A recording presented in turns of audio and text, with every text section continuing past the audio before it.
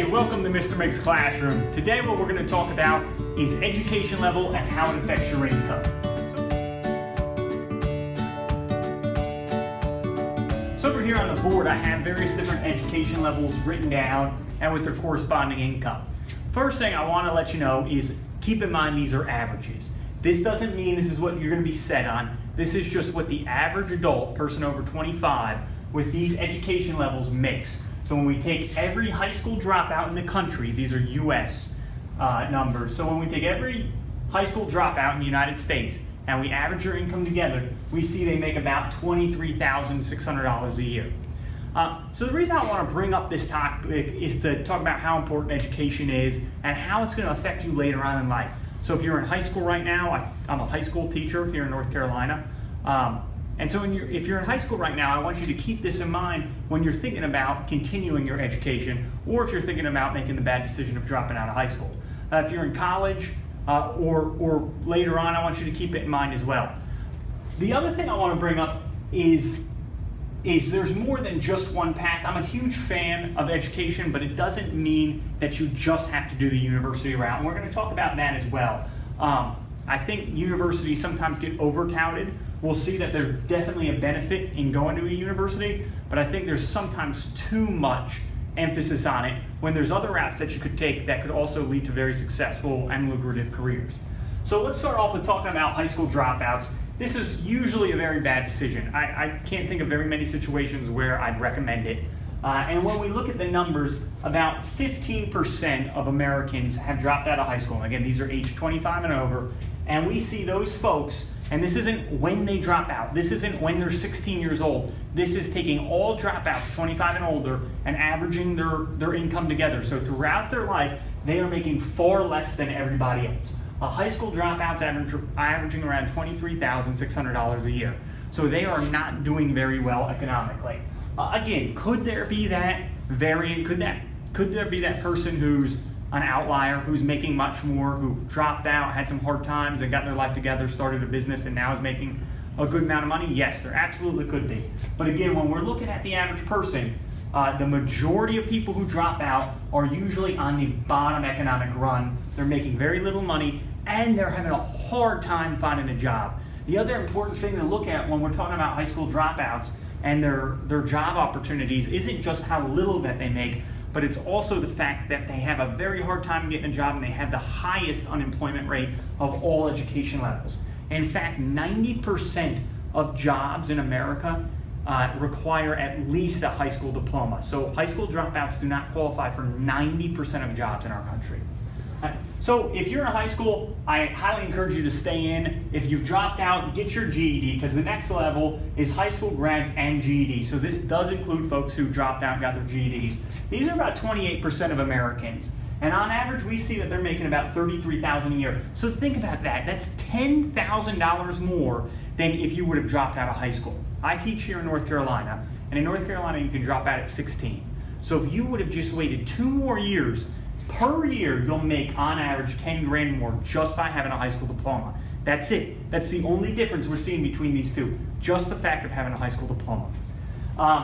But again, 33 isn't terrible, but it certainly could be much better. And same goes, these people have the next highest unemployment rate.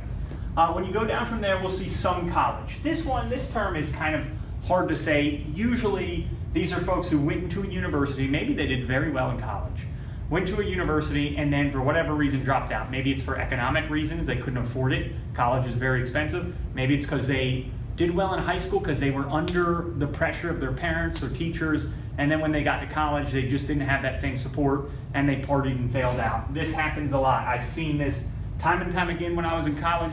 Folks going in, had great GPAs in high school and couldn't handle the freedom of college, ended up dropping out. We still see a small bump from high school, but I don't think it's the college experience themselves that gives that bump. I really think this $3,000 increase in salary more has to do with connections. Usually the type of person who goes to college is more likely to have family connections that can get them that better job. So that's, in my opinion, that's why you see the small bump. These figures here, I got all of these from the Family Economic Research Foundation. So these are not my figures, I didn't just make these up. But that's my opinion on why these folks make a little bit more, because I don't think a semester of college really gave you a whole lot more skill set. When you're going down to the next one, this is the degree that I think is the most underappreciated, but is an excellent degree, an associate's degree. Only just a tad under 8% of Americans have an associate's degree. But in reality, these folks, I think, is one of the best tracks, especially if you enjoy working with your hands, you want some sort of technical skill, like being a welder or a tradesman, being a pipe layer, being a plumber, being an electrician, something like that. Those are great jobs. These folks have low unemployment rate, easier time getting jobs when they're coming out of school. In many cases, these folks with an associate's degree in a trade skill from a trade school have easier times getting a job than folks with bachelor's degree, and they're coming out with their average income is $40,000 a year. With some of these skills, they're coming out and making close to that as it is, depending what you got your associates in. So a lot of times, I think there's overpressure from teachers and parents for students to go to a four-year university.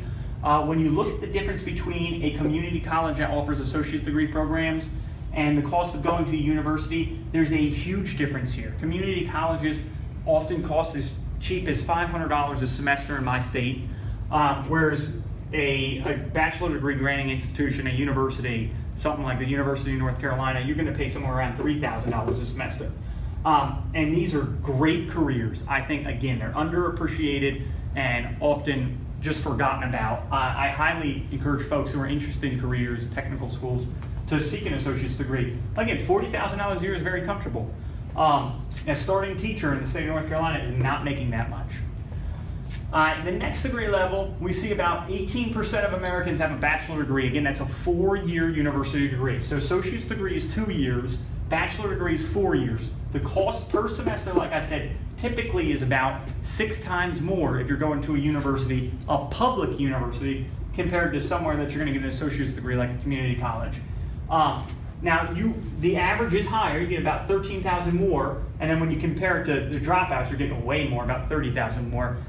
But again, this is if you're interested in something more in white-collar work. If you want to get into the business field, major in business. If you want to do something in computer science, though then again, you could get an associate's degree in that. This is the route that you might want to go. The next field we'll talk about is the master's degree. This is 2 years on top of your bachelor's degree, and these folks get about $65,000 a year. And that's going to be more professional degrees if you want like an MBA, maybe if you want to be a nurse anesthetist, something like that.